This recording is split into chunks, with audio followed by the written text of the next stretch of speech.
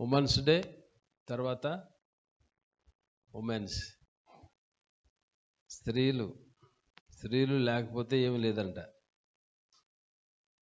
స్త్రీలు ఉండాలంట, అన్నిటికీ స్త్రీలు ఉండాలి. అవునా కాదా? కనీసం ఇప్పుడన్నా కొట్టండి, చేతులు కొట్టండి, వెరీ గుడ్ అని మీకు మీరు. స్త్రీల యొక్క పాత్ర చాలా ముఖ్యమైనటువంటిది. స్త్రీలు, ఓ సండే స్కూల్ టీచరు వాళ్ళ దగ్గర ఉన్నటువంటి స్కూల్లో పిల్లల్ని అడిగిందంట, ఎందుకు దేవుడు తల్లులను చేశాడు అని. ఎందుకు దేవుడు తల్లులు చేశాడని ఓ చిన్నపిల్లాడు చెయ్యెత్తి నేను చెప్తాను టీచర్ అన్నాడంట. ఎందుకంటే తండ్రులు ఏంటంటే వారు ఒంటరిగా ప్రతిదీ నిర్వహించలేరని దేవునికి కూడా తెలుసు, కాబట్టి దేవుడు తల్లులేటువంటి వారిని చేశాడు. అబ్బా అనుకుంది ఆ టీచరు. మరలా ఆ టీచర్ అడిగింది, నీకు తెలిసినటువంటి వారిలో అత్యంత ప్రేమ కలిగినటువంటి వ్యక్తి ఎవరు అని. అప్పుడు ఆ కుర్రాడు అనేటువంటిది ఏంటంటే, మా అమ్మే. మొదట మీ అమ్మను అంత హైప్ చేసావు, మరలా ఇప్పుడు కూడా ఏంటి రాయాలి హైప్ చేస్తున్నావు అంటే, నేను ఎన్ని ఆశాలు వేసినా, నేను ఎక్కడెక్కడ తిరిగి వచ్చినా, ఏం చెప్పినా నమ్మేది మా అమ్మ. ఎక్కడ తిరిగి వచ్చినా సమర్థించుకునేటువంటిది మా నాన్నకి కొద్దిగా నా గురించి చెప్పి పర్వాలేదులే అని చెప్పేది మా అమ్మ. నేను ఎంత డబ్బులు అడిగినా నా గురించి మంచిగా చెప్పి మా నాన్న దగ్గర డబ్బులు తీసుకుని నాకు ఇచ్చేటువంటిది మా అమ్మ. అర్ధరాత్రి లేటుగా వచ్చినా, అటు ఇటు తిరిగి వచ్చినా, అన్నం తిన్నావా లేదా అని అడిగేది మా అమ్మ. కాబట్టి మా అమ్మ అంటేనే నాకు ఇష్టం, చాలా ఇష్టం. అట్లాగనే అనేటువంటి మాట ఏంటంటే, ఆ కుర్రాడు అన్నది, నేనేం చేసినా సరే, తిరిగి అటు తిరిగి వచ్చినా సరే, రాత్రులు నా బెడ్ దగ్గరకు వచ్చి ప్రార్థన చేసేటువంటిది మా అమ్మ.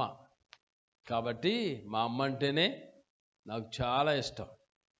చూడండి, స్త్రీలు అనేటువంటి వారిని దేవుడు తన యొక్క ప్రణాళికలో ఎంతైతే దేవుడు పురుషుడిని చేసిన తర్వాత, పురుషుడు ఒంటరిగా ఉండటం మంచిది కాదని స్త్రీని చేసినాడు. అంటే పురుషుడు ఒక్కడే ఉంటే ఉపయోగం లేదు. కాబట్టి మీ పాత్ర చాలా గొప్పది. మీ కుటుంబాలలో మీ యొక్క పాత్ర అనేటువంటిది ఉండాలి. అన్నిటిలో కూడా, అంటే ఎంతవరకు ఉండాలో అంతట్లో ఉండాలి. పెద్ద అంటే వెళ్ళిపెట్టకూడదు, అది కూడా జ్ఞాపకం చేసుకోవాలి. పెద్ద దాంట్లో ఇన్వాల్వ్ అవ్వకూడదు. అలాగనే పెద్ద దాంట్లో మనం ఎక్కువగా మాట్లాడాలి కానీ మరి దాంట్లో ఇన్వాల్వ్ అవ్వకూడదు. పెద్దానికి మనం నాకు తెలుసు అన్నట్టు మనం యాక్ట్ చేయకూడదు. కాబట్టి స్త్రీల యొక్క పాత్ర చాలా ముఖ్యమైనటువంటిది. అట్లాగనే ఒక వ్యక్తి ఈ యొక్క ప్రార్థన గురించి సెటానిక్ ఫౌండర్గా ఉన్నటువంటి వ్యక్తి అంట. అతను చెప్పినటువంటి మాట ఏంటంటే, అతను చెప్పాడు ఒక మాట ఏంటంటే, ఈ యొక్క సెటానిక్ వర్షిపర్స్ వాళ్ళు ఏం చేస్తారంటే, చిన్నపిల్లలు కానీ పెద్దల వ్యక్తులు కానీ వాళ్ళ మీదకి కొన్ని రకములైనటువంటి వాటిని, చెడు అనేటువంటి దానిని వాళ్ళు ఇంపోజ్ చేస్తారని ట్రై చేస్తారంట. కొంత చెడు అనేటువంటిది, మంచిగా ఉన్నాడు కుర్రాడు లేదా చిన్నపిల్లలు 9-8 ఏళ్ళు వయసు, వాళ్ళ మీదకి చెడు వెళ్ళినట్లుగా, చెడు వాళ్ళు ప్రవర్తించినట్లుగా వీళ్ళు కొన్ని రిచువల్స్ చేస్తారంట. కాబట్టి ఆ రిచువల్ చేసేప్పుడు అంటే వీళ్ళకి కొంత టెక్నిక్స్ ఉంటాయంట. ఆ టెక్నిక్స్ ద్వారా వాళ్ళు ఈ యొక్క బిడలేటటువంటి వారిని, చిన్న పిల్లలు, వారు త్వరగా పాడవునట్లుగా, వాళ్ళు త్వరగా పాపం చేయనట్లుగా, వాళ్ళు సైటానిక్ వర్షిపర్ లాగా, అంటే యేసు ప్రభువుని వెంబడించకుండా ఉండటం కొరకు వీళ్ళ టెక్నిక్స్ వీళ్ళకు ఉంటాయంట. సో వీళ్ళు ఆ టెక్నిక్స్ అనేటువంటిది ఉపయోగిస్తారంట. ఈ ఉపయోగించేటువంటి క్రమంలో ఒకసారి ఈ యొక్క సెటానిక్ వర్షిపర్స్ అన్నటువంటి మాట ఏంటంటే, మేము అనేక ప్రాంతాల్లో అనేక రీతులుగా మేము చేయగలిగేది మేము చేసినాం. మేము చేసినవన్నీ కూడా వాళ్ళ మీద మేము అలా పంపించాలని మేము ట్రై చేసినప్పుడు వాళ్ళ మీద పడింది, వాళ్ళు అలా పాడైనారు. కానీ మేము చూసింది ఏంటంటే, కొంతమంది విషయంలో మాత్రం వారికి ఒక రకమైనటువంటి వెలుగు, బ్లూ కలర్లో ఉండేటువంటి ఒక వెలుగు, మనం టార్చ్ లైట్ వేసామనుకోండి, ఇక్కడి నుంచి టార్చ్ లైట్ వేస్తే ఎలా ఉంటుంది, రౌండ్గా కనపడుతుంది కదా, టార్చ్ లైట్ రౌండ్గా కనపడుతుంది. అట్లాగనే వాళ్ళు కనుగొన్నటువంటిది ఏంటంటే, వారి మీద ఏ బిడ్డలు ఎవరి మీద అయితే వీళ్ళు ట్రై చేసినారో వాళ్ళ మీద వీళ్ళ యొక్క థాట్స్ వీళ్ళ యొక్క ఇంపోజ్ చేయాలనుకున్నవి వాళ్ళలో జరగకపోవడానికి కారణం, వాళ్ళ మీద వీళ్ళు ఫైండ్ అవుట్ చేసింది ఏంటంటే, ఒక బ్లూ కలర్ సర్కిల్లో వాళ్ళ మీద ఒక రింగు, ఒక వెలుగు కనపడుతుందంట. ఏంటి వెలుగు కనపడుతుంది అనేటువంటి రీతిలో వాళ్ళు తర్వాత మళ్ళీ దీని గురించి ఆలోచన చేసినారు. ఆలోచన చేసి ఎవరు ఈ పిల్లలో ఏంటి అని కనుక్కుంటే అప్పుడు అర్థమైంది ఏంటంటే, ఈ యొక్క తల్లులు అనేటువంటి వారు ఈ బిడ్డల గురించి ప్రార్థన చేస్తున్నారు. తల్లులు అనేటువంటి వారు బిడ్డలనేటువంటి వారు బయటకు వచ్చినా, రాత్రులు పగలు వారు అటు ఇటు స్కూల్కి వెళ్ళి వస్తున్నా సరే, తల్లులు అనేటువంటి వారు ఇంటి దగ్గర ఉండి ప్రార్థన చేస్తున్నారు. కాబట్టి వారి యొక్క ప్రార్థనకు దేవుని యొక్క కాపుదల ఆ రీతిగా ఉంటుంది. కాబట్టి ఇక్కడ మనం అర్థం చేసుకోవాల్సింది ఏంటంటే, తల్లుల మీద చాలా భారం పెట్టబడింది. ఏంటి ఆ ముఖ్యమైనటువంటి భారం ఏంటంటే, సుసన్న వెసిలి వలె మనము కూడా బిడ్డలైనటువంటి వారి గురించి ప్రతి మంచము దగ్గరికి వెళ్ళి ఆమె ప్రార్థన చేసేదట. కాబట్టి మనం కూడా ఈ దినాల్లో చేయవలసినటువంటిది ఏంటంటే, నీవు నీ భర్త బయటికి వెళ్తున్నప్పుడు, అలాగనే బిడ్డలైనటువంటి వారు బయటికి వెళ్తున్నప్పుడు, నువ్వు బయటికి వెళ్తున్నప్పుడు, అలాగనే ఇంట్లో కూడా ప్రార్థన కవచం అనేటువంటి దానిని మనము వేసుకోవాలి. ప్రార్థన ద్వారా యేసుక్రీస్తు కార్చిన రక్త ప్రోక్షణ జరిగినది బట్టి సైతాను దేనికి భయపడ్డావు? దేనికి భయపడతాడంటే ఒక ప్రార్థనకే భయపడతాడు. నువ్వు మైక్ టైసన్ అంత బలవంతుడైనా సరే సైతాను నీకు భయపడ్డావు.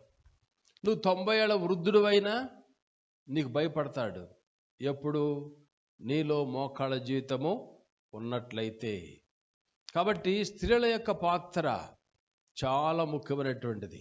బిడ్డల యొక్క పెంపకంలో బిడ్డలు బలవంతుని చేతిలో బాణాల వలె ఉండాలంటే, ఒక స్వాస్థ్యముగా ఉండాలంటే, దేవుని యొక్క బిడ్డలైనటువంటి తల్లులైనటువంటి వారి యొక్క పాత్ర చాలా ముఖ్యమైనటువంటిది. చాలామంది తల్లులైనటువంటి వారు బిడ్డలు అలా పెంచుకుంటున్నారు, చాలా సంతోషం. అలాగున బిడ్డలైనటువంటి వారికి అలాంటి ప్రొటెక్షన్ ఇస్తున్నారు. దూరంగా ఉన్నా సరే, వారి బిడ్డలు ఇక్కడ బెంగళూరులో ఉండా, హైదరాబాద్లో ఉండా, లేకపోతే ఇంకో ప్లేస్లో ఉన్నా సరే, తల్లులెట్టి వారు బిడ్డలెట్టి వారికి ఆ కంచె వేస్తున్నారు. కాబట్టి బిడ్డలెట్టి వారు తొలగిపోకుండా, తొట్టిల్లకుండా, సైతాను వాడిని అటాక్ చేయకుండా దేవుని యొక్క కాపుదల అనేటువంటిది ఆ బిడ్డల మీదకు వస్తూ ఉన్నది. కాబట్టి తల్లులు కానీ తండ్రులు కానీ చేయవలసినటువంటిది ఏంటంటే, తల్లులు చాలా ముఖ్యం అది పాత్ర. బిడ్డలను కంచి వేసే విషయంలో భర్తలకు కూడా అలా కంచి వేయాలి. బయటికి వెళ్తున్నప్పుడు వస్తున్నప్పుడు కూడా. ఒక తల్లి తను చెప్పినటువంటి మాట ఏంటంటే, ఒక వ్యక్తి యంగ్స్టర్గా బాగా లోకంలో పాపంలో బ్రతికినటువంటి వ్యక్తి. సో ఆ వ్యక్తి విషయంలో తల్లి ప్రార్థన చేసింది. ప్రార్థన చేసినప్పుడు దేవుడు ఆ యొక్క యవనస్తుడిని 18-20 సంవత్సరాల వయసులో దర్శించినాడు. దర్శించిన తర్వాత దేవుని ఆత్మ అతను దర్శించిన తర్వాత అతను దేవుని వైపు తిరిగిన తర్వాత తన హృదయాన్ని దేవునికి పూర్తిగా సరెండర్ చేసుకుని దేవుని యొక్క పిలుపుని పొందుకుని బైబిల్ కాలేజీలోకి జాయిన్ అయ్యి దేవుని యొక్క పరిచర్యలోకి వెళ్ళాడు. పరిచర్యలోకి వెళ్ళి తను ఒక ప్రాంతానికి అనేక ప్రాంతాలు తిరుగుతూ ఉన్నాడు. సో ఒక ఎవాంజలిస్ట్గా ఉన్నాడు అతను. సో అనేక ప్రాంతాలకు వెళుతూ ఉన్నాడు. సో ఇతను ఒక రోజున ఒక రాత్రి ఒక ప్రాంతానికి వెళ్ళి వస్తూ ఉన్నాడు.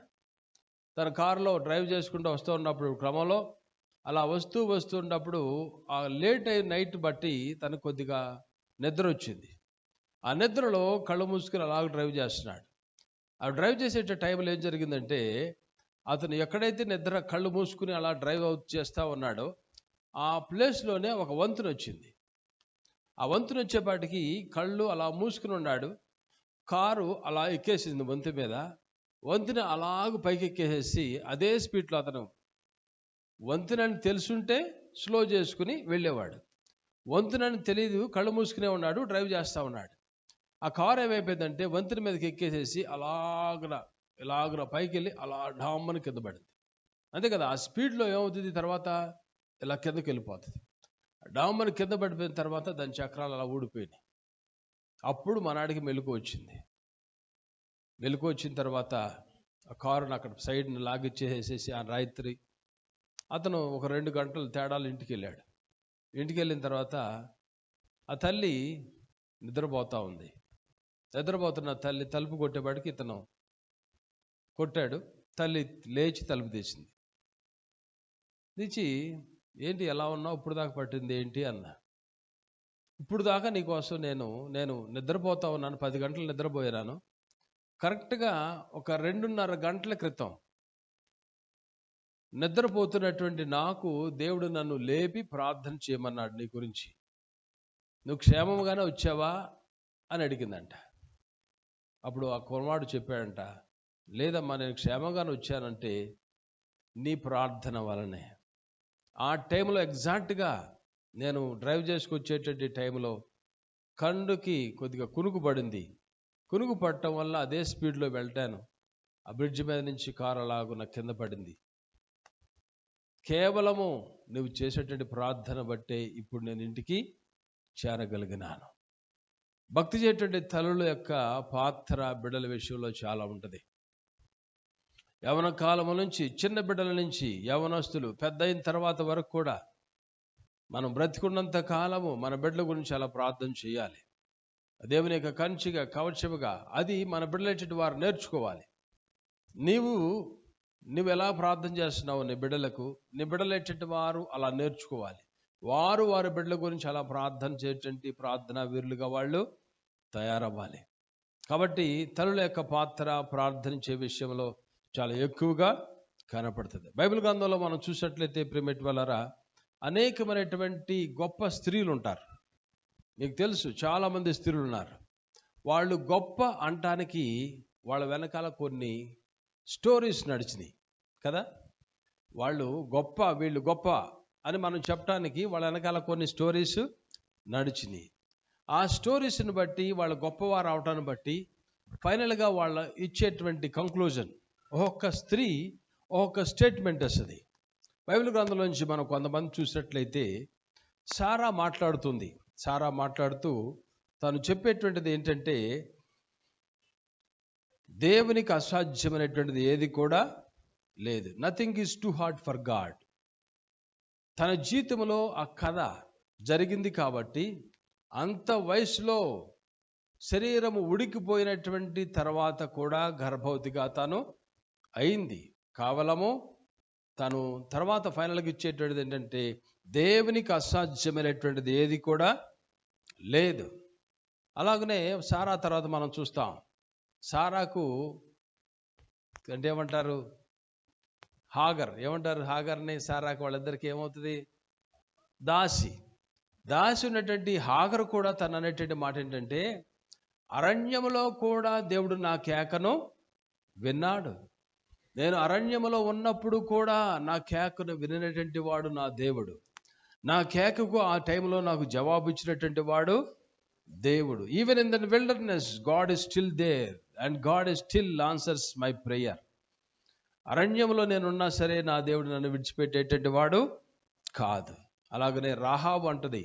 రాహాబ్ మాట్లాడేట మాట ఏంటంటే, God can use anything and anyone at any time.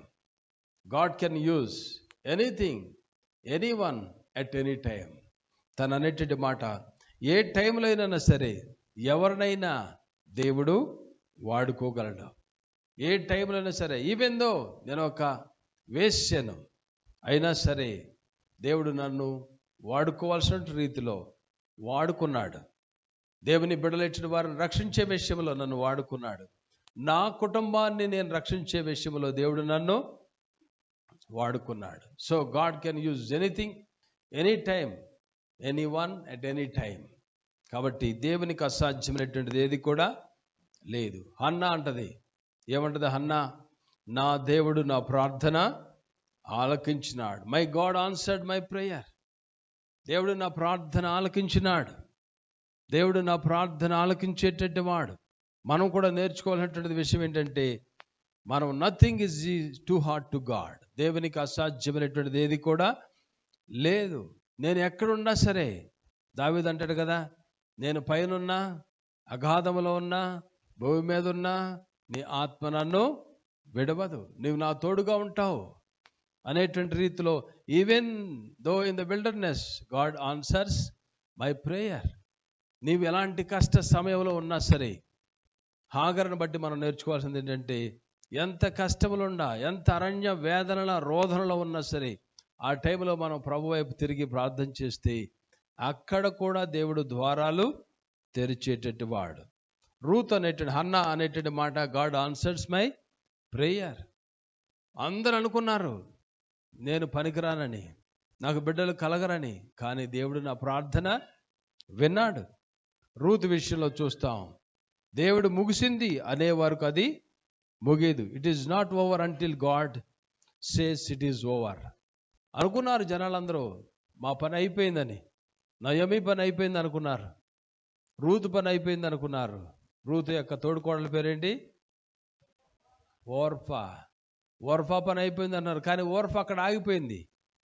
నయోమిని వెనకాల నేను వచ్చినాను, నీ దేవుడే నా దేవుడు అన్నాను, నీ దేశమే నా దేశము, నీ ప్రజలే నా ప్రజలు, అలా నేను వెంబడించినాను. దేవుడు నా జీవితంలో ఫుల్ స్టాప్ అనేటువంటిది పెట్టలా, నా జీవితంలో ఫుల్ స్టాప్ పెట్టలా. కొన్ని కామాలు అనేటువంటిది పెట్టాడు, కానీ దేవుడు నా జీవితంలో ఫుల్ స్టాప్ అనేటువంటిది, ఫుల్గా స్టాప్ అనేటువంటిది చేయలే నా దేవుడు. కాబట్టి దేవుడు ఓవర్ అనేంత వరకు అది ముగియదు అనేటువంటిది రూతు యొక్క మాటలు, రూతు యొక్క స్టోరీ వెనకాల వచ్చేటువంటి ఆ మాటలు. ఎస్తేర్ విషయంలో మనం చూస్తాం, దేవుడు ఎవరినైనా, అంటే God can turn anybody to somebody.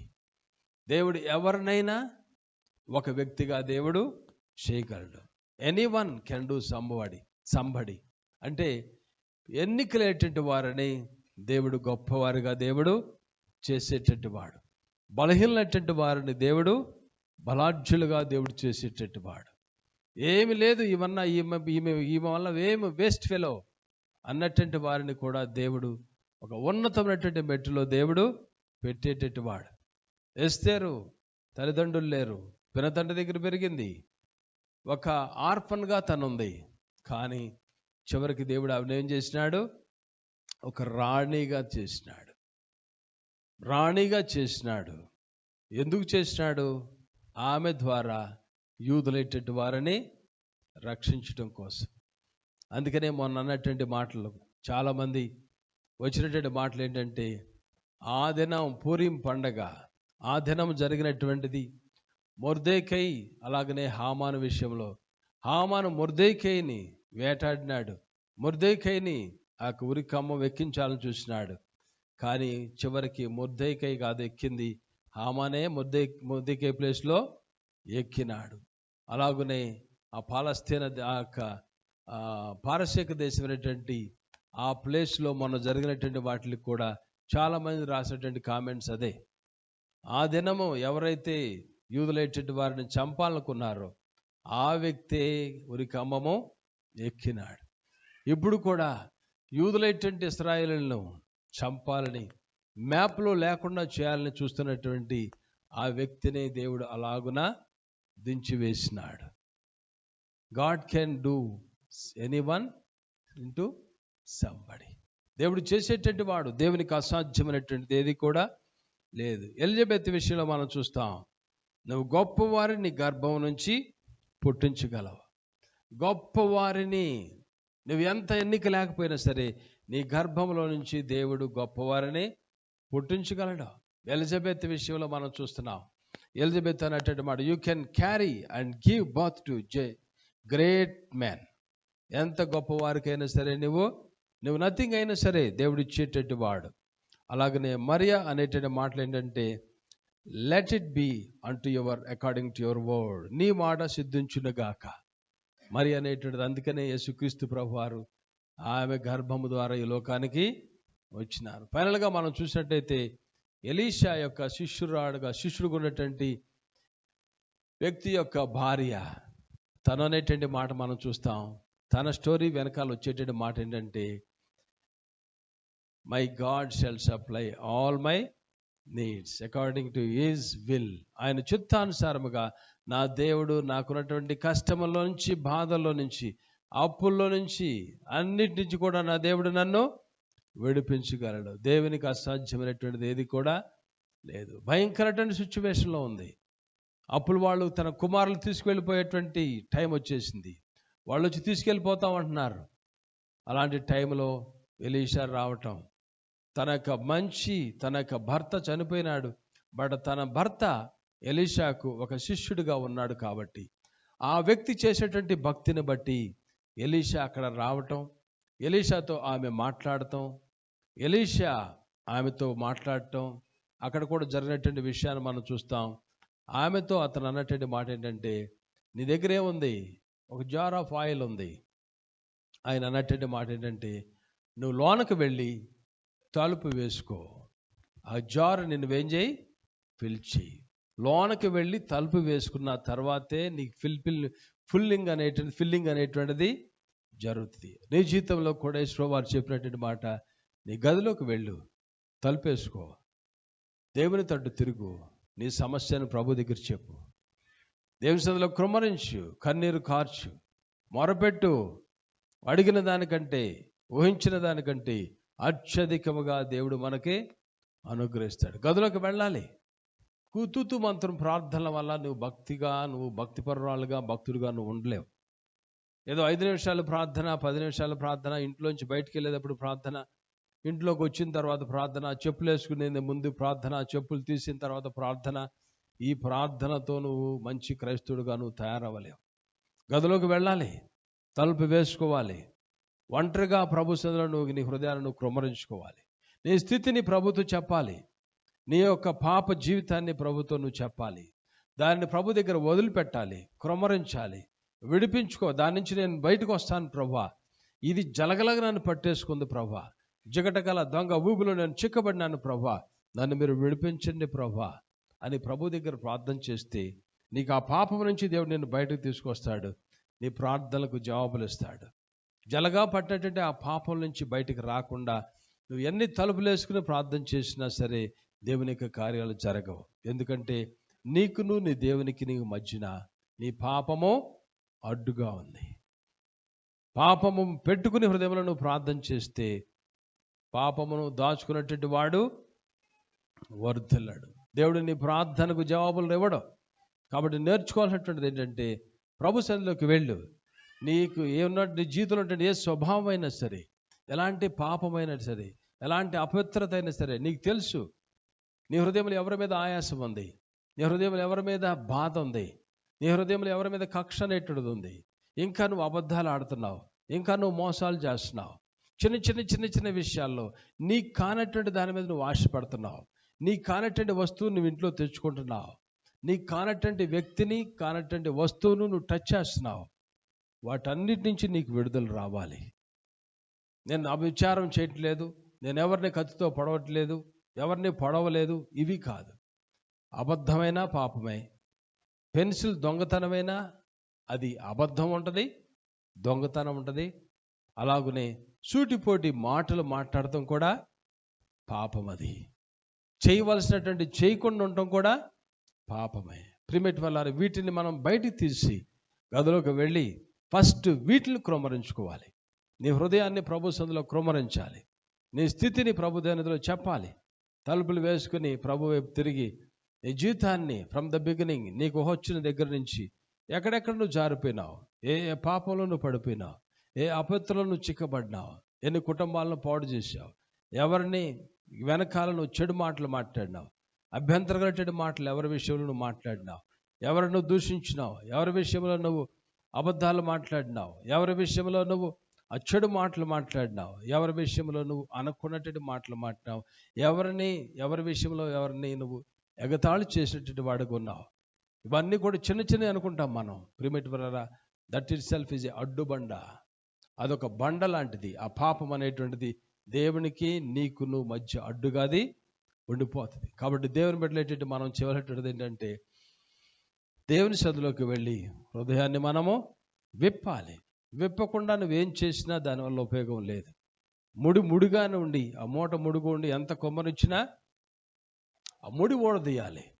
అందుకనే దేవుని ఆత్మకు నువ్వు చోటు ఇవ్వాలి. దేవుడు నిన్ను దర్శించినప్పుడు అయ్యో అతను అంటాడు కదా, ఏమనంటాడు? నేను నీ సన్నిధిలో నిలబడటానికి సరైనటువంటి వాడు కాదు, రొమ్ము కొట్టుకుంటాడు. సుంకరి చేసేటువంటి ప్రార్థన, అందుకనే మనం పాడతాం, సుంకరి ప్రార్థన నేర్పుమయా. ఆ ప్రార్థన నేర్చుకోవాలి. I'm unfit, I'm unworthy to stand before you. నీ సన్నిధికి రావటానికి నేను తగిన వాడిని కాను. నువ్వు ఎన్ని బాప్తిజం తీసుకున్నా, నీ హృదయంలో మారు మనసు లేకుండా, రక్షించబడినావు అనేటువంటి నిశ్చయత నీకు లేకుండా, బాప్తిజాలు తీసుకున్నంత మాత్రాన నువ్వు పరలోకానికి వెళ్ళలేవు. హృదయ శుద్ధి గలవారు ధన్యులు, వారు ప్రభువును చూచెదరు. హృదయ శుద్ధి లేకుండా you cannot enter in the haven.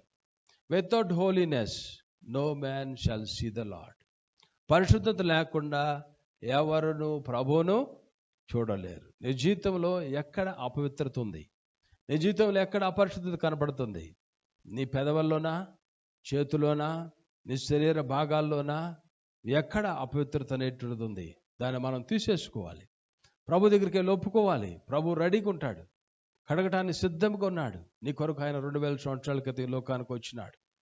తన రక్తాన్ని నీ నిమిత్తం కార్చినాడు, సిలువను మోసినాడు, నిన్ను విడిపించడానికి, నన్ను విడిపించడానికి. మనం నిలబడాల్సిన స్థానంలో మన ప్రభుని యేసు ప్రభువారు ఆయన నిలబడినారు. నీ భారాలను, నీ పాపమును ఆయన మోసినాడు, వహించినారు. సిలువ మీద ఆ గొప్ప కార్యాన్ని చేసినారు. అది జ్ఞాపకం చేసుకోవాలి.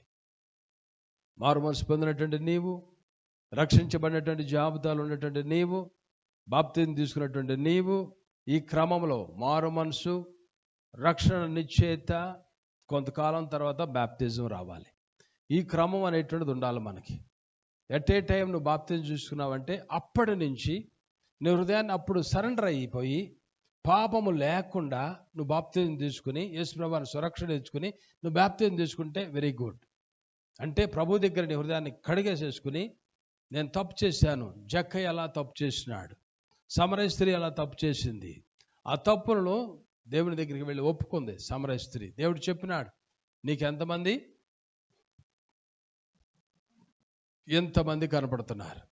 జక్కయ్య యేసు ప్రభువుని చూడంగానే చెప్పినాడు, నేను ఎవరి దగ్గర అయితే అన్యాయంగా తీసుకున్నానో అలాగనే పేదలు ఎట్టి వారికి నేను తిరిగి ఇచ్చివేస్తున్నాను. మారు మనసు అనేటువంటిది ప్రియమటి వల్ల గ్రహించండి. నువ్వు ఎక్కడైతే మోసం చేసి డబ్బులు తీసుకున్నావో, ఇస్తా అన్నటువంటిది నువ్వు ఎక్కడైతే ఇవ్వకుండా ఉన్నావో, ఎక్కడైతే దొంగతనంగా నువ్వు టికెట్లు కొనకుండా నువ్వు బస్సుల్లో, రైల్లో తిరిగినావో, వాటన్నిటిని నువ్వు ఇచ్చివేయాలి. మారు మనసు అంటే అది. ఎక్కడైతే నువ్వు మారు మనసు పొందేటువంటి నీవు చేయవలసింది, ఎక్కడైతే నువ్వు ఇస్తానన్నటువంటి వాటిని ఇవ్వలేదో, ఎవరి దగ్గర అయితే డబ్బులు తీసుకున్నావు, లేదంటే నీ ట్రావెల్ విషయంలో నువ్వు ఏదైతే తప్పు చేసినావు, లేదంటే నువ్వు నీ టీఏడిఎల్ వ్యవహారంలో, ఆఫీస్ వ్యవహారంలో వెళ్లకుండా నువ్వు రాసుకున్నావో, లేదంటే నీ టికెట్లు కొద్దుకుంటే వాటిని పెంచుకున్నావో, లేదంటే హోటల్ ఖరీదు విషయం, హోటల్ విషయాల్లో కానీ, ఫుడ్ విషయంలో కానీ, లేదా నీ క్యాబ్ విషయంలో కానీ, వీటన్నిటి విషయంలో కూడా ఏది ఎంతైతే అంతే మనం క్లెయిమ్ చేయాలి. దానికంటే నువ్వు ఎక్కడ రూపాయి ఎక్కువ చేసినా దానిని నువ్వు మారు మనసు పొందేటప్పుడు దాన్ని నువ్వు తిరిగి వాళ్ళకి ఇచ్చేయాలి. అది రెస్టిట్యూషన్ అంటారు దాన్ని, తిరిగి ఇచ్చి వేయటం అనేటువంటిది. ఎక్కడైతే అన్యాయముగా జక్కయ్య, పొట్టి జక్కయ్య ఎవరి దగ్గర అయితే లాగాడో దాన్ని ఉంచుకుని ప్రభు దగ్గర, ప్రభుతో ఇతడును అబ్రహాము కుమారుడు అనిపించుకోలే. దిగొచ్చినాడు, వెంటనే చేయవలసినటువంటి దాన్ని చేసినాడు. పేదలకు ఇవ్వాల్సింది ఇచ్చినాడు. ఎక్కడైతే అన్యాయంగా దోచుకున్నాడో వాటిని తిరిగి ఇచ్చివేసినాడు. రెస్టిట్యూషన్ జరగాలి. నిజమైనటువంటి భక్తి అంటే అది ప్రియమేటి వాళ్ళరా. ఏదో పై రీతిలో ప్రార్థన, పై రీతిలో నువ్వు ఎంత అరిచినా సరే దానివల్ల ఉపయోగం అనేటువంటిది, ప్రతి అవిధేయతను, ప్రతి తప్పును, ప్రతి మోసమును ప్రభు దగ్గరికి వెళ్ళి నువ్వు ఒప్పుకోవాలి. దేవుడు క్షమించేటువంటి దేవుడు. ఎవరితో నువ్వు, ఎవరి విషయంలో నువ్వు ఆయాసంగా ఉన్నావు, ఎవరి విషయంలో నువ్వు బలహీనమైన మాటలు మాట్లాడినావు, వీటన్నిటినీ కూడా నువ్వు ప్రభు దగ్గరికి వెళ్ళి క్షమాపణ అడగాలి. ప్రభువా నన్ను క్షమించు, నేను ఇలాంటి తప్పు చేసినాను, ఇలాంటి మోసం నేను చేసినాను, ఇలాంటి అపవిత్రటువంటి కార్యం నేను చేసినాను, నన్ను మీరు క్షమించండి అని ప్రభు దగ్గరికి వెళ్ళాలి. వ్యక్తుల దగ్గరికి వెళ్ళాలి. ఎవరినైతే కొట్టావో, నీ భార్యను కొట్టావా, నీ భర్త విషయంలో నువ్వు దూషించి మాట్లాడినావా? నీ భర్త విషయంలో ఉమ్మివేసినావా? నీ బిడ్డలేటువంటి వారిని అనుకోని రీతిలో నువ్వు కొట్టావా? భర్త మీద ఉన్నటువంటి కోపాన్ని బిడ్డల మీద చూపించావా? బిడ్డల దగ్గరికి వెళ్ళి క్షమాపణ అడగాలి, దేవుని దగ్గర అడగాలి. పిల్లలటువంటి వారు తల్లిదండ్రులటువంటి వారు దూషిస్తూ ఉంటారు. వాళ్ళు డిసిప్లిన్ పెట్టినప్పుడు తల్లిదండ్రులటువంటి వారిని దూషిస్తూ ఉంటారు. దీనికి చావు రావును గాక అంటారు. మా నాన్న చచ్చితే బాగుండు గాక అంటూ ఉంటారు పిల్లలు. ఎందుకంటే వాళ్ళు అడిగిన ఇవ్వట్లేదు కాబట్టి. ఇలాంటి మాటలు మాట్లాడేటటువంటి వాళ్ళు ఎవరైనా సరే, ఎలాంటి వారు అయినా సరే, వారి దగ్గరికి వెళ్ళి నేను ఇలా తప్పు చేసినాను, నా హృదయంలో ఇలా పాపం చేసినాను, నీ గురించి అనకూడనటువంటి మాటలు మాట్లాడాను, నేను శపించినాను, దయచేసి నన్ను క్షమించండి డాడీ, దయచేసి నన్ను క్షమించండి అమ్మా అని పేరెంట్స్ దగ్గరికి వెళ్ళి ఆ పాపములు ఒప్పుకుంటేనే నీకు విడుదల. అలాగనే నువ్వు మారు మనసు పొందేటువంటి టైంలో నువ్వు చేయవలసినటువంటిది నీ పితరుల యొక్క దోషములు కూడా నువ్వు ఒప్పుకోవాలి. కొన్ని నీ పితరుల యొక్క దోషములు నీకు అడ్డుబండ అయిపోతూ ఉంటాయి. వాళ్ళు జీవించినటువంటి విధానము, వాళ్ళ పాప జీవితము, వాళ్ళ విగ్రహారాధన నీకు అడ్డుబండ అయిపోతుంది. వాళ్ళు ఇంకా అక్రమంగా ఉన్నట్లయితే అది నీకు శాపంగా మారుతుంది. 3-4 తరాల వరకు మీ మీద ఆ యొక్క శాపము పడుతుంది. కాబట్టి దేవుని వాక్యం సత్యము కాబట్టి దాని విషయంలో మనం వెళ్ళి ప్రభు దగ్గర కూర్చుని నా పితరులను క్షమించండి. నెహెమియా అంటాడు, నా పితరులు తప్పు చేసినారు ప్రభువా. హోషేయ అంటాడు, నా పితరులు తప్పు చేసినారు ప్రభువా, వారిని బట్టే, వారి అవిధేయతను బట్టే ఈ దినం మేము ఇలా ఉన్నాం, భక్తిహీనులుగా ఉన్నాం అంటాడు హోషేయ. రాజు అనేటువంటి హోషేయ 8 సంవత్సరాల వయసులో రాజు అయ్యి 10-18 సంవత్సరాలు, 10 సంవత్సరాల తర్వాత అనుకుంటా దేవుని యొక్క మందిరాన్ని శుభ్రం చేయిస్తూ దేవుని యొక్క ధర్మశాస్త్రం దొరికినప్పుడు దాన్ని చదువుతున్నప్పుడు హిల్కియా అనేటువంటి వాళ్ళు శాస్త్రులు దాన్ని చదువుతున్నప్పుడు యోషియా తన బట్టలు చింపుకుంటాడు. అమ్మో, నా పితరులు తప్పు చేసినారు, వాటిని ప్రభు దగ్గర ఒప్పుకున్నాడు హోషేయ. నెహెమియా అలా ఉపవాసం ఉండి ప్రార్థన చేసినాడు. దేవుని వాక్యం వినేటువంటి నీవు ప్రతి ఒక్కరూ ఈ దినాల్లో మీరు చేయవలసినటువంటిది ఏంటంటే మీరు మారు మనసు పొందండి. మారు మనసు పొందినటువంటి మీరు రక్షణ నిశ్చయిత. మారు మనసు పొందితేనే మీరు రక్షించబడినటువంటి వారిగా గుర్తు. మారు మనసు పొందితేనే రక్షణ. రక్షణ అంటే నరకములో నుంచి మీరు రక్షించబడి పరలోకానికి వెళతారు. అది రక్షణ అంటే. మారు మనసు లేకుండా మీరు రక్షించబడినటువంటి గుంపులోకి మీరు వెళ్ళలేరు. కాబట్టి యేసు ప్రభువు వారు మొదటి మెసేజ్లోనే ఆయన చెప్పినారు, మారు మనసు పొందండి, మారు మనసు పొందండి. ఎస్పెషల్లీ ఈ దినాల్లో మనం చూస్తున్నాం, ఈ జరుగుతున్నటువంటి ప్రపంచంలో జరుగుతున్న యుద్ధము అది ఎటు దారితీస్తూ తెలవదు. ఇతర దేశాలు కూడా జాయిన్ అయ్యారంటే అది గోగుమాగు యుద్ధముగా అవటానికి ఆస్కారం ఉంది. కాబట్టి ఇవి కళ్ళకొచ్చి చక్కగా అలా మనకు కనపడుతున్నా మనం వాటిని నిర్లక్ష్యం చేసినట్లయితే దేవుని రాకడ ఎప్పుడు వస్తుందో తెలియదు. ఏ టైంలో ర్యాప్చర్ అనేటువంటి జరుగుతుందో తెలియదు. గోగు మాగోగుకు ముందు ర్యాప్చర్ రావచ్చు. కాబట్టి మనం సిద్ధపడేటట్టు వారిగా మనము ఉండాలి. దేవుని యొక్క బిడ్డలుగా నీ హృదయాన్ని నువ్వు సరిచేసుకో, నీ హృదయాన్ని నువ్వు భద్రంగా కాచుకో. ఏ అపవిత్రత, ఏ అపరిశుద్ధత నీ జీవితంలో రాకుండా దేవుని సన్నిధిలో కూర్చుని ప్రార్థన చేసుకో. నీలో ఏదైతే అవిధేయత ఉందో, భక్తిహీనత, ప్రార్థన లేమి నీ జీవితంలో ఉన్నట్లయితే ప్రభు దగ్గరికి వెళ్ళి, ప్రభు ప్రార్థించేటువంటి ఆత్మను నా మీద కుమ్మరించు అని ప్రభు దగ్గర చెప్పేటటువంటి వారిగా మనము ఉండాలి. ఆ రీతిగా మీరు మీ హృదయాలను సరిచేసుకోండి. మంచి మారు మనసు రక్షణ అనుభవంలోకి రండి. తర్వాత బ్యాప్టిజం తీసుకోండి. రక్షణ నిశ్చయితలో మీరు ఉంటారు. మీరు దేనికి భయపడాల్సిన అవసరం లేదు. మరణానికి భయపడాల్సిన అవసరం లేదు, ర్యాప్చర్కి భయపడాల్సిన అవసరమో లేదు. అప్పుడు యేసు ప్రభువు వారు మన విషయంలో చెప్పినారు. ఏం చెప్పినారు? ఆయన పునరుద్ధారణ అయిన తర్వాత, ఓ మరణమా నీ ముల్లెక్కడ, ఓ మరణమా నీ విజయము ఎక్కడ? మరణపు ముళ్ళును యేసు ప్రభువు వారు విరిచేసినారు. కాబట్టి మరణము మనల్ని ఏది చేయలేదు. శరీరానుసరైనటువంటి మరణం జరుగుతుంది, కానీ ఆత్మానుసరైనటువంటి మరణము మనకు జరగదు. ప్రతి మానవునికి వారి జీవితంలో మనం చూస్తాం 2 బర్త్స్ ఉంటాయి. మొట్టమొదటి శరీరానుసరైనటువంటి బర్త్, తల్లిదండ్రుల యొక్క కలయిక వలన తల్లి యొక్క గర్భము ద్వారా కుమారుడు కుమార్తె జన్మించటం, అది శరీరానుసరైనటువంటి బర్త్. దాని తర్వాత మారు మనసు పొందటం అనేటువంటిది, తిరిగి జన్మించడం అనేటువంటిది జరగాలి. ప్రతి ఒక్క వ్యక్తి జీవితంలో తిరిగి జన్మించడం అనేటువంటి జరగాలి. తిరిగి జన్మించడం జరిగిన తర్వాత అది 2వ బర్త్. దాని తర్వాత మనలో ఏలుబడి చేయటువంటిది ఎవరైతే రెండవ భర్త ఉంటుందో వాళ్ళ మీద ఒకే మరణము ఏలుబడి చేస్తుంది. రెండు మరణాలు ఏలుబడి చేయవు. ఒకే మరణం ఏంటంటే ఈ శరీరానుసారమైనటువంటి మరణము. ఒకవేళ నువ్వు రెండు బర్త్స్ నీలో లేకపోయినట్లయితే నీ జీవితంలో రెండు మరణాలు ఉంటాయి. ఏంటది? శరీరానుసరైనటువంటి మరణము, రెండవది ఆత్మానుసరైనటువంటి మరణం. గ్రహించండి ఇవన్నీ కూడా.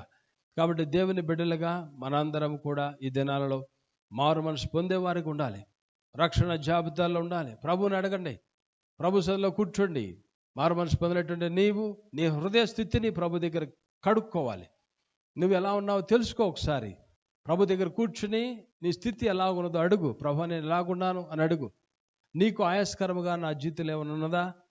పరలోకానికి నేను రావటానికి ఏదైనా అడ్డుగా ఉందా ప్రభా అని అడగండి ప్రభుని. ప్రభు తెలియచేస్తారు. వాటిని ప్రభు దగ్గర ఒప్పుకోండి.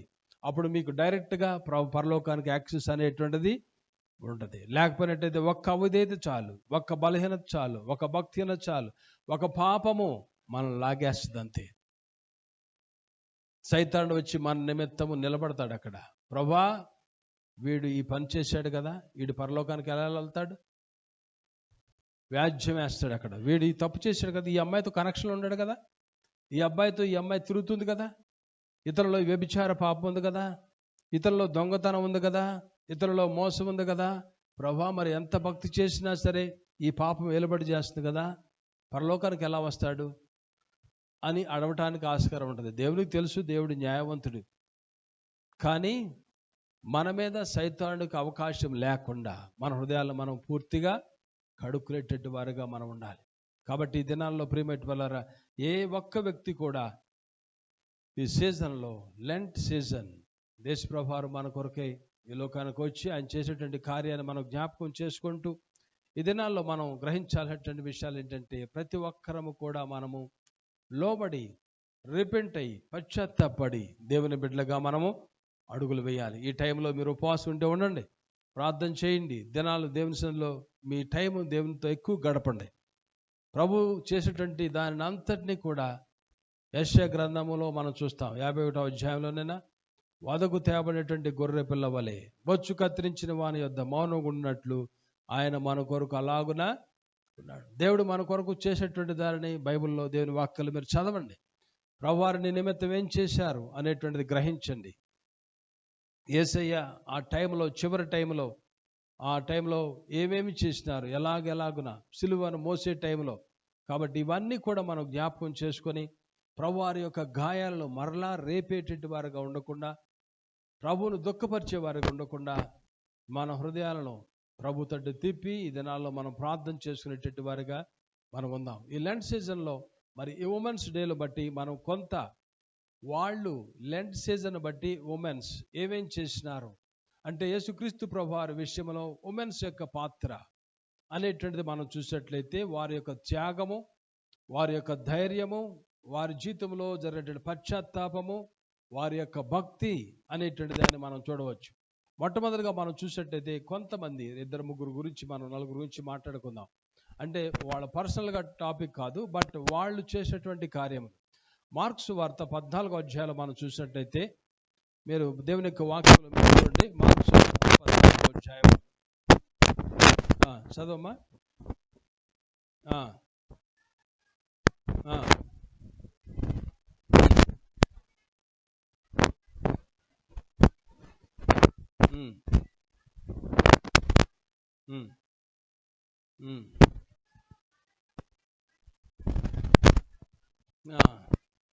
ఆయన బేతనియలో కుష్ఠరోగి అయిన సీమోని అంటే భోజనమును కూర్చుండినప్పుడు ఒక స్త్రీ మిక్కిలి విలువగల అచ్చ జటామాంస అత్తరబుడ్డి తీసుకుని వచ్చి ఆ అత్తరబుడ్డి పగలగొట్టి ఆ అత్తరు ఆయన తల మీద పోసాను. అయితే కొందరు కోప్పడి ఈ అత్తరు ఇలాగ నష్టపరిచినేలా, ఈ అత్తరు 300 దేనారుల కంటే ఎక్కువ వెలకమ్మి బేదలకి వచ్చిననే ఆమెను గురించి సనుక్కుర్రి. అందుకు యేసు ఇట్లా, నేను ఈమె జోలికి పోకుడి, ఈమెను ఎందుకు తొందర పెట్టుచున్నారు? ఈమె నాడల మంచి కార్యం చేసెను. బేదలు ఎల్లప్పుడూ మీతోనే ఉన్నారు, మీకు ఇష్టమైనప్పుడల్లా వారికి మేలు చేయవచ్చును. నేను ఎల్లప్పుడూ మీతో ఉండను.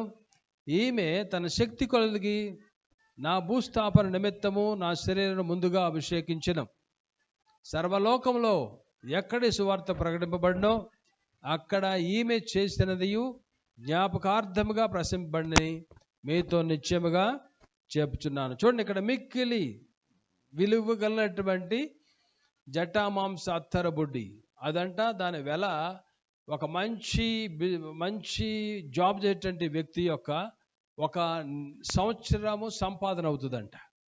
ఒక మంచి జాబ్ చేసేటువంటి వ్యక్తి యొక్క ఒక సంవత్సర సంపాదన అంతా ఈ యొక్క జటామాంస అత్తర యొక్క విలువ అంత అవుతుందంట.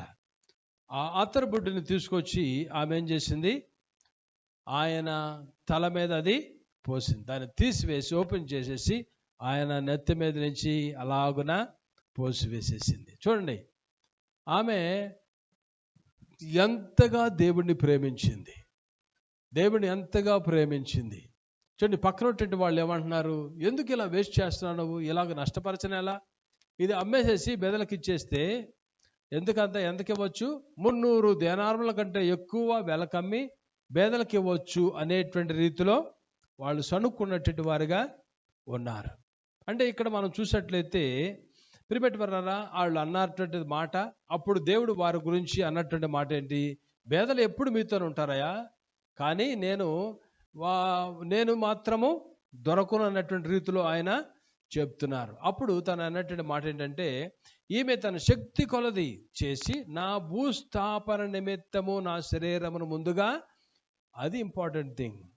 ఆ దినాల్లో మనం చూసినట్లయితే ఏ ఒక్క వ్యక్తి సమాజాన్ని పాడు చేశాడో, ఏ ఒక్క వ్యక్తి మనుషులటువంటి వారిని డిస్టర్బ్ చేశాడో, అంటే దొంగలు కానీ దోచుకునేటువంటి వారు కానీ సమాజము తృణీకరించేటువంటి వ్యక్తులటువంటి వారిని సిలువేసేటటువంటి వారు, వారి భూస్థాపన జరిగే టైంలో కూడా వారికి ఈ యొక్క ఎంబాంబింగ్ అనేటువంటిది చేసేటటువంటి వారు కాదు. అంటే భూస్థాపన జరిగేటువంటి టైంలో ఈ యొక్క అత్తరు మనం కూడా కొడతా ఉంటాం, చనిపోయినటువంటి బాడీకి పర్ఫ్యూమ్ కొట్టి మూత వేసేస్తాం అనేటువంటి జరుగుతుంది.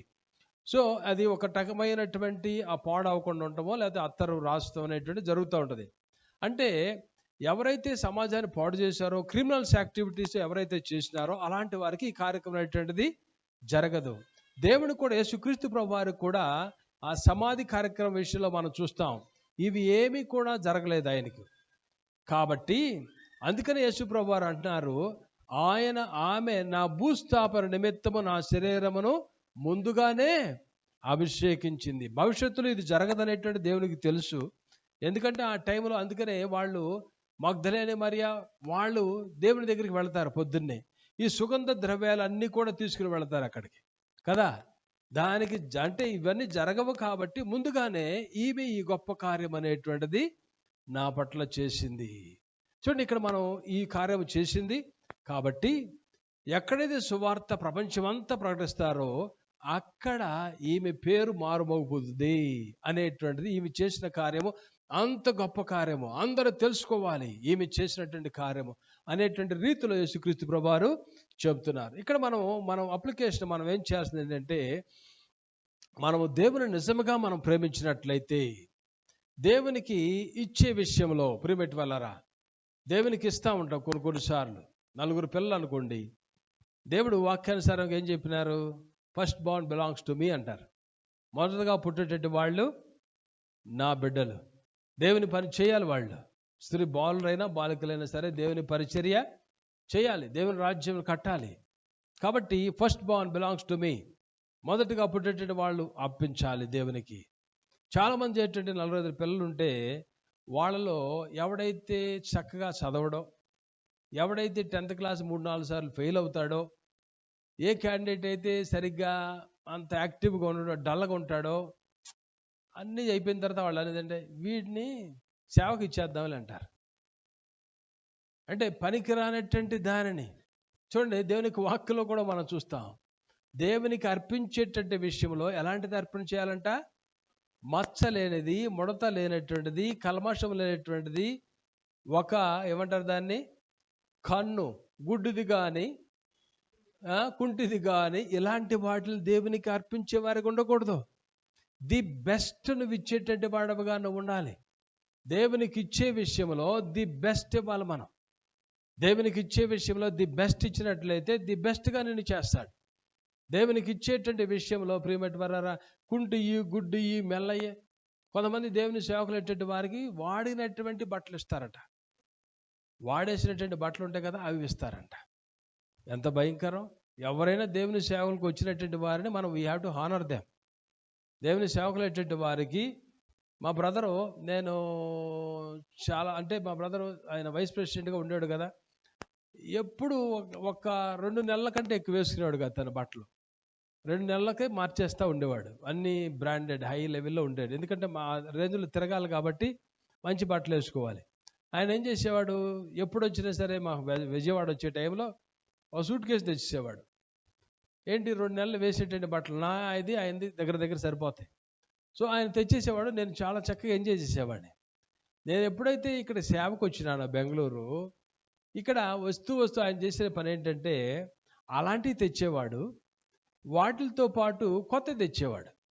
ఆయన వస్తూ నాది అనేటువంటిది ఈ ఎవరికన్నా ఇచ్చేసారా, పేదాళ్ళకి ఎవరికన్నా ఇచ్చేసేసి, ఇగో నీకు ఇది తెచ్చినటువంటి బట్టలు అనేవాడు. నీకు ఈ బట్టలు తెచ్చా కొత్త నీకు అనేవాడు. చూడండి, అంటే దేవుని యొక్క పరిచర్య చేసేటువంటి వారికి లేదా దేవుని యొక్క సేవకు దేవునికి ఉపయోగించవలసినటువంటి వస్తువులు కానీ ది బెస్ట్ వాటిని మనం దేవుని కొరకు ఉపయోగించాలి. మనం మిక్కిలి విలువైనటువంటి జటామాంస అత్తర్ అనేటువంటి దానిని ఆమె ప్రభువు మీద క్రొమ్మరించగలిగింది. అంత వెల, సంవత్సరము సంపాదనంత వెల కలిగినటువంటి దానిని ప్రభు మీద ఆమె పోర్ చేయగలిగినటువంటి స్త్రీగా మరియ కనపడుతుంది. కాబట్టి మన జీవితంలో కూడా ప్రియమైన వారా, కుంటి వాటిలు కానీ గుడ్డి వాటిలు కానీ పాడైపోయినటువంటి వాటిలు కానీ రాత్రి తిన్నటువంటి వాటిని దేవుని సేవలకు వస్తే పెట్టమాకండి. రాత్రి అయిపోయింది వండేసింది మళ్ళీ ఫ్రిడ్జ్లో పెట్టి మీకు అలవాటు ఉందేమో, నాకు మాత్రం అలవాటు లేదు. ఒక రోజు తింటా అంతే. నేను పొద్దున్న చేసిన సాయంత్రం కూడా తిన్నా, నాకు ఎక్కదంతే. అంటే మీరు నాకు పెట్టండి నన్ను, బట్ చెప్తున్నా మీరు చేయాల్సింది, ఎవరన్నా మీ ఇంటికి దేవుని సేవకులు వస్తే నిన్న తెచ్చిని మొన్న తెచ్చిని వేడి చేసి పెడతాం, అటెండ్ చేయొద్దు. ది ఫ్రెష్ మీకు పప్పుచారే చేయండి. చక్కగా దేవుని సేవకులు వచ్చినప్పుడు చక్కటి పప్పుచారు వేసి మంచి వేడి అన్నం పెట్టండి. చాలా మీ హృదయంలో అది కనపడాలి. Yes, they are the servants of God. వారు దేవుని సేవకులు, దేవుని బిడ్డలు అనేటువంటి రీతిలో అలాగూ మనం హానర్ చేసే వాళ్ళకు ఉండాలి. నేను దేవుని హానర్ చేస్తానండి అంటాం మనం. నువ్వు ఇక్కడ చేయకపోతే దేవుని ఎలా హానర్ చేస్తావు? దేవుని బిడ్డలెట్టి వారిని హానర్ చేయకపోతే దేవుడిని హానర్ చేస్తావు? మన సహోదరు ఒక ఆవిడ ఉంది. ఆవిడ ఎప్పుడు గోంగూర చూసినా సరే ఆవిడకి గొర్చుచ్చేది నేనేనంట. ఇంటి దగ్గర నుంచి నాన్న ఎల్లు కొద్ది మాంసం తీసుకురా, అన్న దగ్గరికి వెళ్దాం ఈ పూట అంటది. వస్తా అది చేసుకుని వస్తుంది. అంటే అది ది బెస్ట్ అనేటువంటిది మొట్టమొదటిగా అది కూడా చేసి దేవుని సేవకుల దగ్గర తీసుకువెళ్ళడానికి పక్కన పెట్టేసిన తర్వాత వాళ్ళు తింటారంట. చూడండి, దేవునికి ఇచ్చేటువంటి విషయంలో ప్రియమైన వాళ్ళారా, మనము అంత విలువగలిగినటువంటి దానిని ఆమె ఇవ్వగలిగినటువంటిది. అంటే మనలో ఆ సాక్రిఫైస్ అనేటువంటిది కావాలి. సెల్ఫిష్నెస్గా ఉండకూడదు. సాక్రిఫైస్ అనేటువంటిది కావాలి. త్యాగం అనేటువంటి దాన్ని మనము నేర్చుకోవాలి. త్యాగం చేసేటువంటి వారిగా మనము ఉండాలి. యేసు ప్రభువారు మన నిమిత్తం త్యాగం చేసినారు. మనం దేవుని విషయంలో త్యాగం చేయలేమా? దేవుని కొరకు దేవుడు మన నిమిత్తము తన ప్రాణాన్ని అర్పించినారు. మనం దేవుని కొరకు మనం చేయవలసినటువంటి వాటిలో ఆ సాక్రిఫైస్ అనేటువంటిది మనము చేయలేమా? ప్రియమైన వారలారా, కాబట్టి మనం చేసేటువంటి నిజమైనటువంటి భక్తి ఏంటంటే మాటల్లో చెప్పడం కాదు. నువ్వు చేసేటువంటి ప్రతి చేతల్లో ఆ భక్తి అనేటువంటిది కనపడాలి. ప్రభు దగ్గరకు వచ్చేటువంటి క్రమంలో కూడా ఆ డిసిప్లిన్ కలిగేటువంటి వారిగా ప్రభు దగ్గర కూర్చునేటువంటి విషయంలో, ప్రభు వాక్యం వినేటువంటి విషయంలో, ప్రభుతో సంభాషించే విషయంలో, వాక్యాన్ని చదివేటువంటి విషయంలో ఆ డిసిప్లిన్ ఉండాలి. పడుకుని కాళ్ళ మీద కాలు వేసుకుని బైబిల్ ఎట్టబెట్టి చదవటం, నువ్వు దేవుడు హానర్ చేస్తున్నావు అనుకుంటున్నావా? You are not honouring God. నీకు అనారోగ్యం వచ్చినా కూర్చుంటాడు. ఎవరన్నా నేను పడుకున్నప్పుడు నా దగ్గరకు వస్తారు, వచ్చి ప్రార్థన అనగానే అప్పటికే ఎంత టైర్డ్ అయిపోయినా సరే పడుకుని ప్రార్థన చేయడం అనేటువంటిది ఎక్కదు నాకు. కూర్చుని ఆ వ్యక్తి గురించి నా ప్రార్థన చేసుకున్నా నాకు తృప్తి ఎప్పుడు ఉంటుందంటే లేచి మోకాళ్ళతో నేను ప్రార్థన చేస్తేనే నాకు ఆ తృప్తి అనేటువంటిది. పడుకుని ప్రభా క్షమించంటే ఈ ప్రార్థన అయిపోయిన తర్వాత ఆ ప్రార్థన నిద్రలోకి వెళ్ళే టైంలో వందనాలు స్తోత్రాలు అంటూ ఉంటా. కానీ నా హృదయపూర్వకంగా ప్రభుత్వంలో కూర్చుని మాత్రమే నేను ప్రార్థన చేస్తా ప్రభు దగ్గర. అలాగనే నా బైబిల్ మీద మరొక ఏ వస్తువును నేను పెట్టనివ్వను. బైబిల్ మీద దేనిని, నా ఫోన్ కానీ, ఒక పెన్ను కానీ, ఒక పేపర్ కానీ, మరి దేనిని నా బైబిల్ మీద పెట్టనివ్వను. నాకు ఒక డాక్టర్ కోల్మ్యాన్ అని బైబిల్ కాలేజీలో మాకు ఒక ఫారెన్ లెక్చరర్ వచ్చి చెప్పాడు. ఆయన చెప్పినప్పుడు నాకు అలా టచ్ అయింది. అది this is the word of God. అది అందు వాక్యం ఉండెను, వాక్యము దేవుని యొద్దను, అది దేవుడై ఉండెను. దేవుని యొక్క సన్నిధి అనేటువంటిది ప్రియమైన వల్ల మనం హానర్ చేయాలి. కాబట్టి మనం దేవుని యొక్క బిడ్డలుగా దేవునితో గడిపేటువంటి విషయంలో కానీ, దేవునితో మన యొక్క భక్తి అనేటువంటిది మన చేతల్లో అది కనపడాలి. సాక్రిఫైస్ అనేటువంటిది కనపడాలి. టైం లేదండి, ఆఫీస్కి వెళ్ళిపోవాలండి, ప్రార్థన చేయలేకపోతున్నానండి. It means that you are not sacrificing your time. నీ టయాన్ని దేవునితో నువ్వు గడపలేకపోతున్నావు అనుకుంటున్నావు. దిస్ ఈజ్ మోస్ట్ ఇంపార్టెంట్ అనుకుంటున్నావు. ఆ ఉద్యోగాన్ని దేవుడు అలా టక్ అంటాడు. అప్పుడు నీకు అప్పుడు తెలుసుది. పొద్దు నుంచి సాయంత్రం దాకా ఆయన పాదాలు పట్టుకుంటావు. అప్పుడు నిన్న ఒక కపుల్ వచ్చారు. వాళ్ళు ఆ కపులు పాపం, ఆ పాప PhD చేస్తుంది, అతను IT జాబ్, అతను బెంచ్ మీద పెట్టారు. ఆ కపులు వచ్చారు, వాళ్ళ పేరెంట్స్ కూడా వచ్చారు. ఆ కపులు ఇక్కడికి వచ్చేసి పైకి వచ్చి ప్రార్థన చేసుకుంటున్నారు. ఆ పేరెంట్స్ ఏమంటున్నారంటే, ఇప్పుడు చాలా క్రిటికల్గా ఉన్నారు కదా, వీళ్ళు బెంచ్ మీద ఉన్నారు, ఉద్యోగం పోయేటువంటి క్రమంలో ఉన్నారు కదా, ఎప్పుడు చూసినా ప్రార్థనలోనే ఉంటున్నారు. వీళ్ళు ఎక్కడ చూసినా ప్రార్థన అవసరం అడుగుతున్నారు. ఏ క్షణం చూసినా వాక్యం అంటున్నారు, బైబిల్ అంటున్నారు, ప్రార్థన. ఎందుకని? They are very in need, చాలా నీడ్లో ఉన్నారు. ప్రియమైన అది ఆ టైంలోనే కాదు, ప్రతి సందర్భంలోనూ ప్రతి టైంలో కూడా మనము అలా ప్రార్థన చేసేటట్టు వారుగా మనము ఉండాలి. అలాగనే ప్రియమైన వాళ్ళరా, మనము కొంతమంది ఇలాగున చేసినట్లయితే అనేక మంది స్త్రీలు ఈ దినాల్లో మీలో కూడా ఎర్లీ మార్నింగ్ భక్తి చేసేవారు, ప్రార్థన చేసేవాళ్ళు ఉన్నారు. మీరు టయాన్ని దేవునితో గడుపుతున్నారు, చాలా సంతోషం. I have to appreciate you. మీరందరూ కూడా చాలామంది మీలో మంచి భక్తి చేసేటువంటి స్త్రీలు ఉన్నారు, పురుషులు కూడా ఉన్నారు. ప్రార్థన చేసేటట్టు యవనస్తులు, యవనరాళ్ళు మీరున్నారు.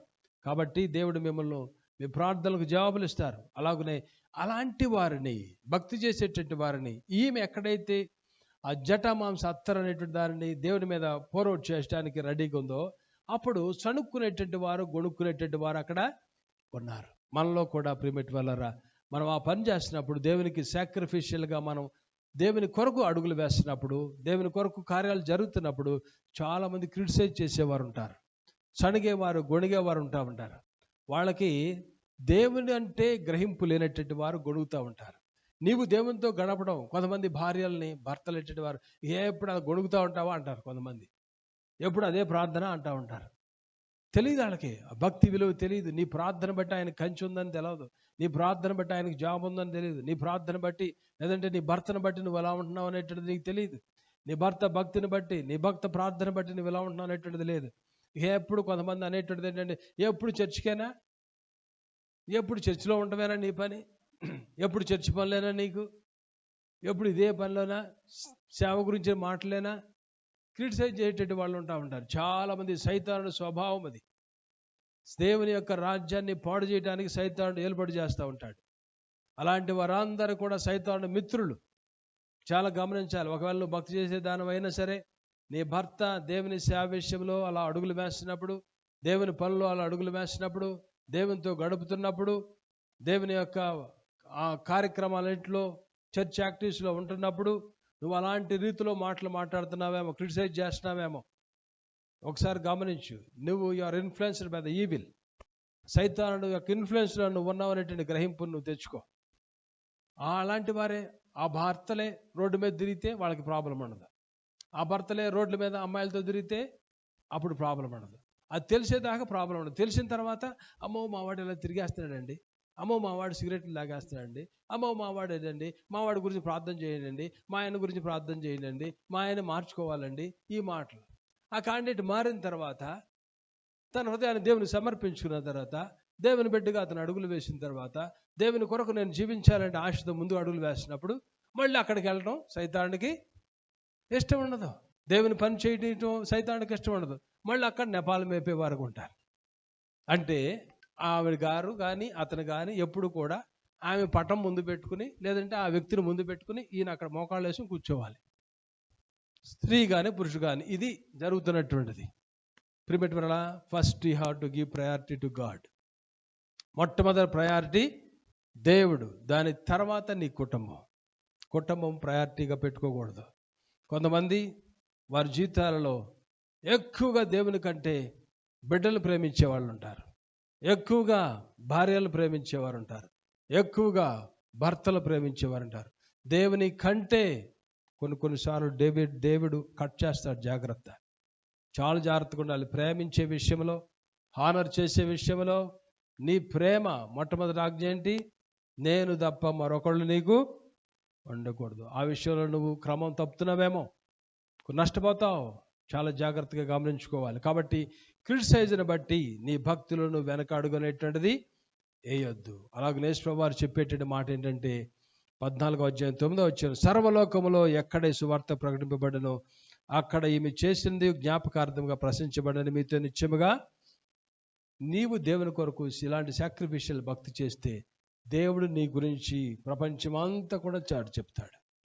నీ గురించి దేవుడు చెప్తాడు. కాబట్టి దేవుని విషయంలో అలాంటి సాక్రిఫిషియల్ భక్తిని చేసేవాడుగా నువ్వు ఉండాలి. దేవుని కొరకు ఈమె మిక్కిలి విలువైనటువంటి దానిని అలాగూ దేవుని కొరకు సాక్రిఫైస్ చేసినటువంటి స్త్రీకి ఏమే కనపడుతుంది. అలాగనే స్త్రీలు అటువంటి వారు ముగిచేస్తాను. స్త్రీలు సిలువ యొద్ద నిలబడినటువంటి వారుగా కూడా ఉన్నారు. స్త్రీలు దేవుని యొక్క యేసుప్రభువు వారు సిలువ వేస్తున్నప్పుడు వాళ్ళు సిలువ దగ్గరే నిలబడినటువంటి వారుగా ఉన్నారు. ఎవరెవరు అంటే మనం చూస్తాం 19వ అధ్యాయం యోహాను సువార్త 25వ వచనంలో కానీ, లేదంటే మీరు కొంతమంది తర్వాత చూసుకోండి, లేదంటే మత్తయి సువార్త 28వ అధ్యాయం 1వ వచనంలో, మరి ముఖ్యంగా మీరు మార్కు సువార్త 16వ అధ్యాయం 1వ వచనంలో మీరు చూస్తారు. ఎవరెవరు ఉన్నారంటే అక్కడ మరియా తల్లి అయినటువంటి మరియా ఉన్నది, అట్లాగనే సలోమి ఉంది, అక్కడ యాకోబు తల్లి అయినటువంటి మరియా ఉన్నది. తర్వాత లూకాసు వార్త 24వ అధ్యాయం 10వ వచనంలో మనం చూస్తాం యోహన్నాయు అనేటువంటి ఆమె కూడా ఇక్కడ కనపడతారు. అంటే మనం గ్రహించాల్సిన విషయం ఏంటంటే వీళ్ళు ముందు ఉన్నటువంటి వారు తల్లి అయినటువంటి మరియా, ఆమె సహోదరి, తర్వాత క్లోపా భార్య అనేటువంటి ఆ మగ్దలేని మరియా అనేటువంటి వారు ఇక్కడ కనపడతారు. అలాగనే పునరుద్ధానం తర్వాత వీరిని మనం చూస్తాం. సలోమి, యాకోబు తల్లి అయినటువంటి మరియా, మగ్దలేని మరియా, యోహన్నాయు, వీరు ఈ స్త్రీలైనటువంటి వారు పునరుద్ధానం తర్వాత కనపడతారు. అంటే ఒకసారి మనం ఆలోచన చేస్తే శిష్యులైనటువంటి వారు అనేక మంది, అంటే పేతురు కూడా స్కాటర్ అయినటువంటి వాడు ఉన్నాడు, అక్కడ లేడు, భయపడిపోయి. కానీ మరియా యొక్క సిస్టర్, క్లోపా భార్య, వీళ్ళందరూ కూడా మగ్దలేని మరియాని మనం చూసినట్లయితే దేవుని దగ్గరే ఎంత ప్రేమించిందో అర్థమవుతుంది. ఆ సిలువ జరిగే టైంలో కూడా ఆమె యేసుప్రభువుని వదిలిపెట్టల. అలాగనే ఫస్ట్ లేడీ రెజరెక్షన్ తర్వాత వచ్చినటువంటి ఆమె మగ్దలేనటువంటి మరియా, ఎంత ప్రేమ అనేటువంటిది మనం చూస్తున్నాం. కాబట్టి ప్రిమిట్ వల్ల ఇలాంటి సాక్రిఫిషియల్ భక్తి మనం చేసేవారుగా, దేవుడిని వెంబడించేటువంటి విషయంలో మనం అడుగులు వేసేటట్టు వారుగా, అలాగనే మనం చూస్తున్నాం. మనం ఈ ఫైనల్గా మనం గమనించేసింది ఏంటంటే దేవుడు మార్చడానికి, లోకాన్ని మార్చడానికి అనేక మంది స్త్రీలను దేవుడు వాడుకున్నాడు. ఫ్యామిలీస్ మార్చడానికి దేవుడు స్త్రీలను వాడుకున్నాడు. సంఘములో, చర్చిలో, దేవుని యొక్క కార్యాలలో స్త్రీల యొక్క పాత్ర చాలా ఎక్కువగా ఉన్నది. కాబట్టి మనం చూస్తాం సుసన్నా వెస్లీ 2 హీరోస్ని తయారు చేసింది కదా. ఎవరెవరిని? John Wesley, Charles Wesley. ఒక ఆయన పాటలు రాస్తాడు, ఒక ఆయన వాక్యం అందించేవాళ్ళు. చూసారా ఎంత? మరి మీ బిడ్డలు ఇచ్చిన వారు మీరు ఏం చేయదలుచుకున్నారు? ఒకవేళ మీకు వివాహం కాకపోయినా సరే మీరు ప్రభుతో చెప్పండి, ప్రభువా నాకు చక్కటి భర్తను దయచేయండి, చక్కటి భార్యను దయచేయండి, నాకు పుట్టేటువంటి బిడ్డలను నేను సుసన్నా వెస్లీ వలె నేను అలా ప్రార్థన చేసే తల్లిగా ఉంటాను. నా కడుపు నుంచి వచ్చేటువంటి బిడ్డలు కూడా ప్రభువా అలాగున జాన్ వెస్లీ వలె, సుసన్నా వెస్లీ వలె ప్రపంచాన్ని, సంఘాలను కదిలించేటట్టు వారుగా నా బిడ్డలు అవ్వాలి ప్రభువా అనేటువంటి రీతిలో మనం ప్రార్థన చేయాలి. అలాగనే ప్రిమిట్ వల్ల ఈ యొక్క ఆమె ప్రార్థన, సుసన్నా వెస్లీ యొక్క ప్రార్థన జాన్ వెస్లీ, చార్లెస్ వెస్లీని షేప్ చేయటం అనేటువంటి దాన్ని మనం ఇక్కడ చూస్తున్నాం. కాబట్టి ప్రార్థన చేసేటువంటి స్త్రీలు వాళ్ళు ఫ్యామిలీస్ని మార్చగలుగుతారు. అలాగనే ఫెయిత్ఫుల్గా ఉండేటువంటి స్త్రీలు చర్చిని బలోపేతం చేస్తారు. సంఘానికి ఫెయిత్ఫుల్గా ఉండాలి స్త్రీలటువంటి వాళ్ళు. స్త్రీల యొక్క పాత్ర చాలా ఎక్కువ ఉంటుంది. ఎక్కువగా దేవుని సన్నిధిలోకి వచ్చేవారిగా కూర్చుని, మీకు టైం ఉన్నప్పుడల్లా వచ్చేవారికి ఉండాలి. టయాన్ని సాక్రిఫైస్ చేసి ప్రభు సన్నిధిలోకి వచ్చి కూర్చోవాలి. మీరు కూర్చుని ప్రార్థన చేసుకునేటువంటి వారుగా, సంఘాన్ని స్ట్రెంగ్తన్ చేసేటటువంటి స్త్రీలుగా మనము ఉండాలి. అలాగనే కరేజియస్ స్త్రీలు, ధైర్యం కలిగినటువంటి స్త్రీలు అంటే దేశాలను కూడా వాళ్ళు మార్చగలుగుతారు. ఎస్తేరు కరేజియస్గా ఉంది.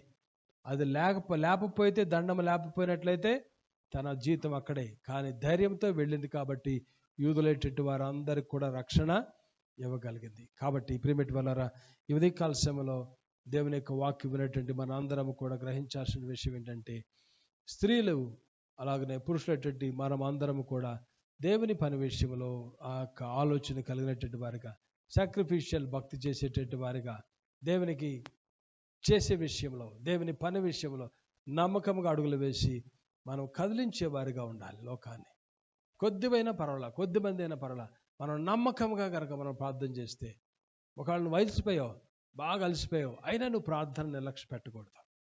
బాగా అలసిపోయావు, వాక్య ధ్యానాన్ని నిర్లక్ష్య పెట్టకూడదు. అనారోగ్యంగా ఉన్నావు, అయినా సరే కూర్చుని ప్రార్థన చేయాలి.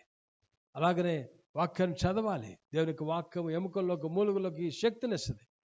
ప్రార్థన నిన్ను కదిలిస్తుంది, నీ జీవితాన్ని ఒక రూపురేఖల్లో పెడుతుంది. కాబట్టి నువ్వు ఎంత అలసిపోయినా, ఎంత ఉన్నా సరే, ఎలా టైర్డ్ అయిపోయినా, లేకపోతే ఇంకోటి ఆఫీస్లో బాగా బిజీ అయిపోయినా సరే, వీటిని మాత్రము నిర్లక్ష్యము చేయొద్దు. సాక్రిఫిషియల్ భక్తి మనం చేస్తే యేసయ్య మన కొరకు ఆ సాక్రిఫిషియల్గా ఈ లోకానికి ఆయన వచ్చినారు. కాబట్టి నేను కూడా చేయవలసినటువంటిది, ఈ స్త్రీలు ఎలాగున్నా ప్రభుని విడవకుండా సిలువ దగ్గర ఉన్నారు, సిలువను వేసే టైంలో ఉన్నారు, సిలువ ధ్యానం సిలువ పైన అక్కడ ఉన్నప్పుడు ఉన్నారు. దాని తర్వాత ఆయన పాతిపెట్టిన తర్వాత ఆ సమాధి దగ్గరికి వెళ్ళినటువంటి స్త్రీలు మొదటగా ఉన్నారు. మగ్దలేని మరియతోనే యేసయ్య ఫస్ట్గా మాట్లాడినాడు. కాబట్టి మీకు ఎంత అవకాశాన్ని దేవుడు మీకు అనుగ్రహించారు. కాబట్టి మీరు కూడా దేవునికి దగ్గరగా ఉండండి. You can change the world. మీ కుటుంబాలు మార్చగలుగుతారు, మీ బంధువులు మారుస్తారు, మీ ప్రియులు మారుస్తారు, దేవుని కార్యాలు మీరు జరిగించగలుగుతారు. Prayer changes things. ప్రార్థన ఒకటి, హృదయ శుద్ధి ఒకటి. హృదయ శుద్ధితో ప్రార్థన చేసినట్లయితే you can get victories in your life. ప్రార్థన చేసుకుందాం.